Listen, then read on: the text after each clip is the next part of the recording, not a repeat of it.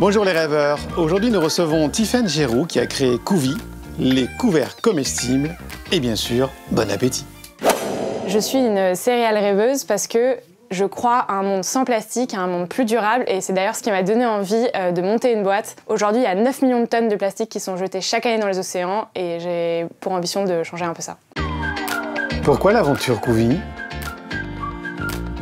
J'ai lancé Couvi suite à la loi qui interdit le plastique en 2020 à l'échelle européenne pour proposer une alternative qui est 100% française, 100% biodégradable et puis zéro déchet puisque Couvi c'est la première entreprise de couverts comestibles.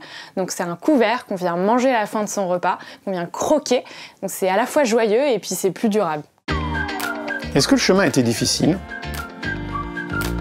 Le chemin n'a pas toujours été évident. J'avais lancé une première entreprise il y a 5 ans qui n'avait pas fonctionné. Je me suis relancée. Les choses fonctionnent très bien aujourd'hui, mais on a eu une longue période de recherche et développement qui a été compliquée. Il y a eu pas mal d'obstacles techniques à lever et pas mal de challenges opérationnels également.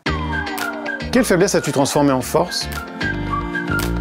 Je suis jeune et pas issue du milieu technique. C'était pas un atout à la base, mais je pense que j'ai réussi à en faire une force parce que il a fallu convaincre, il a fallu apporter un souffle nouveau et c'est ce qui a permis de créer un produit inédit et innovant. Aujourd'hui, t'en es où ?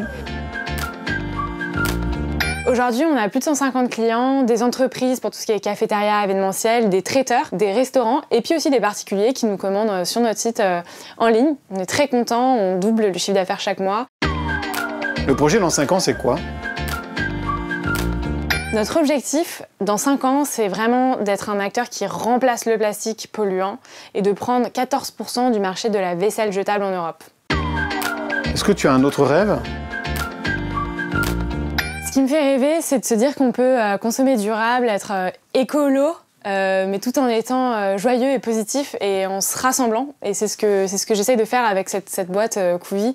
Et c'est ce que j'essaye de transmettre et c'est ce qui m'anime et c'est ce qui me fait rêver. Est-ce que tu penses que réaliser ses rêves, c'est à la portée de tous ?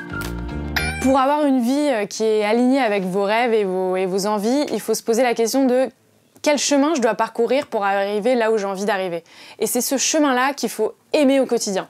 Par exemple, moi je suis entrepreneuse, mon rêve c'est que mon entreprise se développe et devienne vraiment une alternative au plastique, mais en fait je rêve tous les jours, ou en tout cas je vis mon rêve parce que j'aime le quotidien d'entrepreneur. Et c'est un quotidien avec des choses positives, des choses aussi négatives, mais en fait c'est ce quotidien-là que j'ai choisi et c'est ce quotidien-là que j'aime.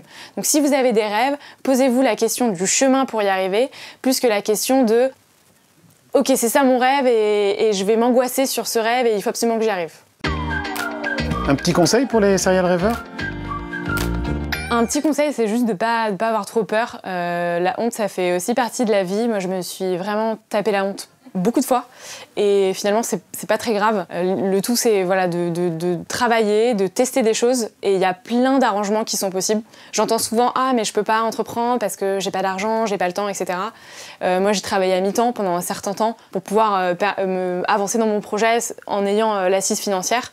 Donc il y a plein de solutions, il faut juste être créatif et ne pas avoir peur d'avoir honte et ne pas avoir peur d'échouer et de se prendre des murs parfois. Serial rêveur, quelqu'un pour qui les plus belles victoires sont celles qu'il gagne sur lui-même. Merci Didier, et puis à plus à la cafette. Méga bon.